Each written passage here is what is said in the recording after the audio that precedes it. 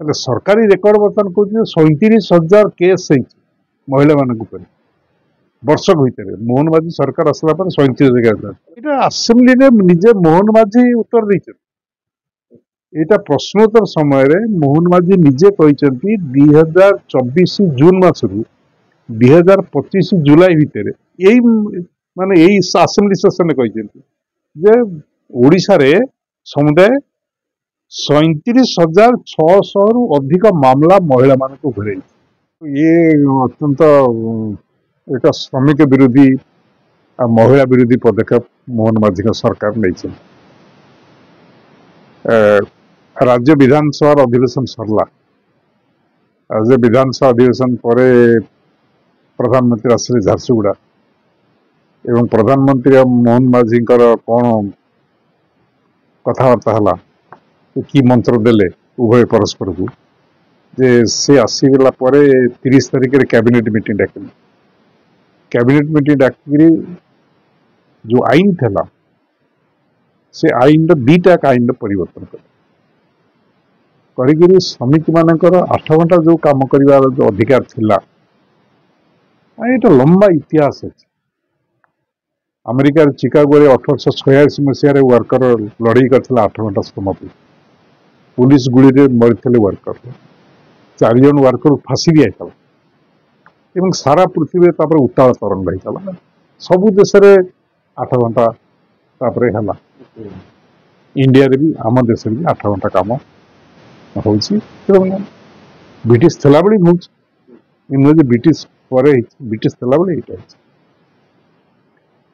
2019ରେ ଆଉ 2020ରେ 2019 ଇଲେକ୍ସନ ପୂର୍ବରୁ ଏବଂ 2019 ଇଲେକ୍ସନ ପରେ 2020ରେ ନରେନ୍ଦ୍ର ମୋଦୀ 4ଟା ଲେବର କୋଡ୍ ଆଣିଲେ ଏବଂ 44ଟା ଲେବର ଲ ଯେଉଁ ଥିଲା, 44ଟା ଲେବର ଲରୁ ସେ 15ଟା ଲେବର ଲକୁ ପୋଛିଦେଲେ।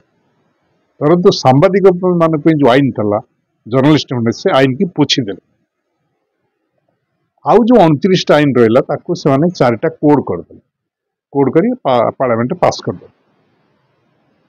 କିନ୍ତୁ 2020ରୁ 2025 ହେଲାଣି ସେମାନେ ତାକୁ ଲାଗୁ କରିପାରୁନାହାନ୍ତି, କାହିଁକି ନା ୱାର୍କର ବାର ଷ୍ଟ୍ରାଇକ୍ କରୁଛି। ଯେତେ ଲାଗୁ କଲେ ଆମେ ବନ୍ଦ କରିଦେବୁ। ତ ବିଜେପି ଯେଉଁ ରାଜ୍ୟରେ ଶାସନ କରୁଛି, ଗୁଜରାଟରେ, ଉତ୍ତରପ୍ରଦେଶରେ, ବିହାରରେ, ଓଡ଼ିଶାରେ, ସେଇଠି ସେମାନେ ସେ ଆଇନଟା ଲଗାଉଛନ୍ତି। ବର୍ତ୍ତମାନ ସେମାନେ କହିଛନ୍ତି ଯେ ୱାର୍କର ମାନେ 8 ଘଣ୍ଟା ଜାଗାରେ 10 ଘଣ୍ଟା କାମ କରିବେ। 10 ଘଣ୍ଟା କାମ କଲେ ଯେଉଁ ୱାର୍କର ଦିନକୁ 2 ଘଣ୍ଟା ଅଧିକା କାମ କରିବ, ଏ 2 ଘଣ୍ଟାର ପଇସା କାହାକୁ ଦେବ, କିଏ ନେବ? ଗୋଟେ ଶ୍ରମିକ 2 ଘଣ୍ଟା ଯେଉଁ ଶ୍ରମ କରିବ, ଗୋଟେ ଶ୍ରମିକ ଯଦି 10 ମିନିଟ୍ ଗୋଟେ କାରଖାନାରେ କାମ କରେ ଅଧିକା ମାଲିକ ପାଇଁ, ଯଦି 1000 ୱାର୍କର ଥିବେ ତାହେଲେ ଆପଣ ବିଚାର କରନ୍ତୁ, ତାହେଲେ 1000 × 10 10,000 ମିନିଟ୍ ସେ ମାଲିକର ଲାଭ ହେଲା। ତାହେଲେ ତୁମେ ଯଦି ବର୍ତ୍ତମାନ ଶ୍ରମିକମାନଙ୍କୁ କହିଲେ ଯେ 2 ଘଣ୍ଟା ଅଧିକା କାମ କରିବେ ଆଉ ମଜୁରୀ କିନ୍ତୁ ବଢ଼ିବ ନାହିଁ, ଏଇଟା ଦେଖାଉଛି ଯେ ଇଏ ସରକାର ପୁଞ୍ଜିପତି ମାନଙ୍କର ସ୍ୱାର୍ଥ ପାଇଁ ଶ୍ରମିକମାନଙ୍କ ଜୀବନକୁ ବଳିଦେଲା। ଆଉ ୱାର୍କର ଜଣେ 10 ଘଣ୍ଟା କାମ କରିବା ଅର୍ଥାତ୍ ତାର ଘରୁ ଫ୍ୟାକ୍ଟ୍ରିକି ଯିବା ଆସିବା ଆଉ 2 ଘଣ୍ଟା, 12 ଘଣ୍ଟା 14 ଘଣ୍ଟା ସେ ତାର ଚାଲିଗଲା, ତାହେଲେ ତାର ଘରେ ପିଲା ଛୁଆ କିଛି ନାହିଁ, ତାର ସ୍କୁଲ ନାହିଁ, ହସ୍ପିଟାଲ ନାହିଁ, କିଛି ନାହିଁ। ସୋ ଏଇଟାକୁ ଆମେ ଟୋଟାଲ ବିରୋଧ କରୁ। ସେକେଣ୍ଡ ଆଣିଛନ୍ତି ଯେ ମହିଳାମାନେ ରାତିରେ କାହା ଡ୍ୟୁଟି କରିବେ। ହେଲେ ସରକାରୀ ରେକର୍ଡ ବର୍ତ୍ତମାନ କହୁଛି 37,000 କେସ୍ ହେଇଛି ମହିଳାମାନଙ୍କ ଉପରେ ବର୍ଷକ ଭିତରେ। ମୋହନ ମାଝୀ ସରକାର ଆସିଲା ପରେ 37,000।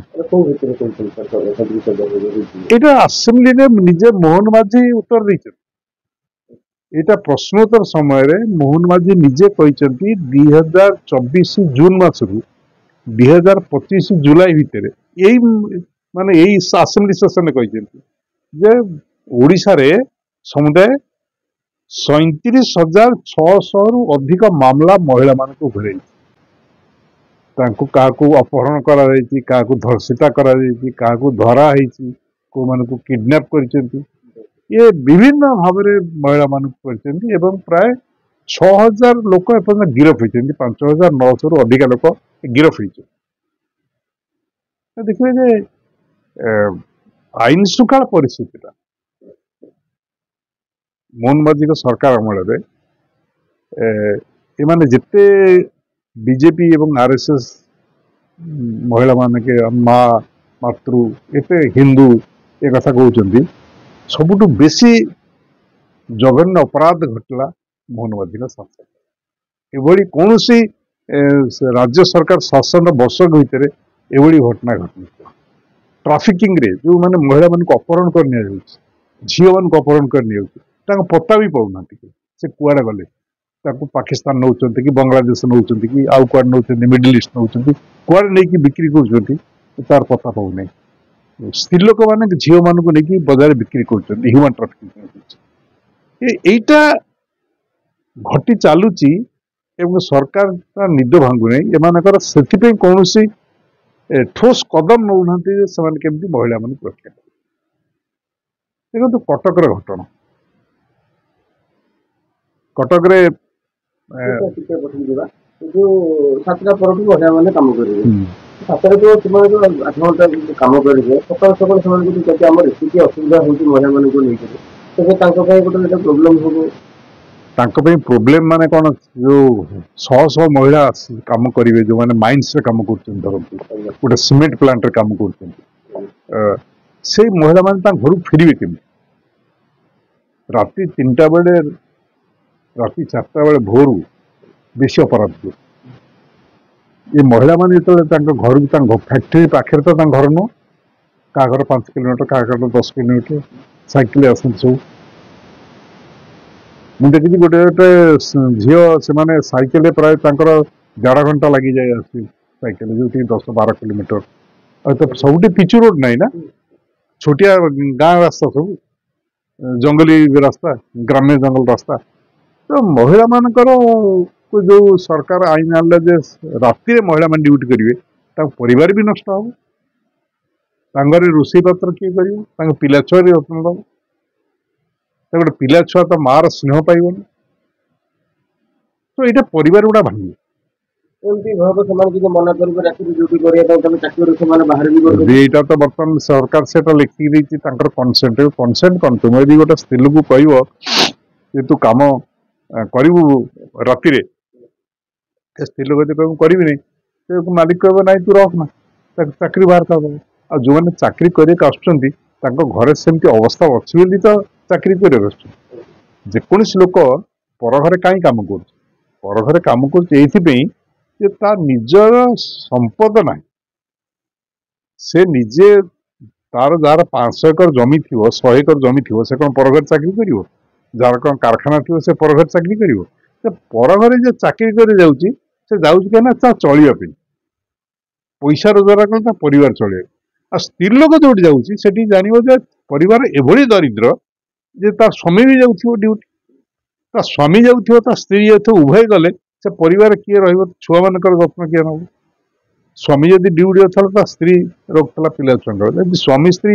उभय राति ड्यूटी कले पिला मानकर कौन हम यहाँ गोटे माने जघन्य परिस्थिति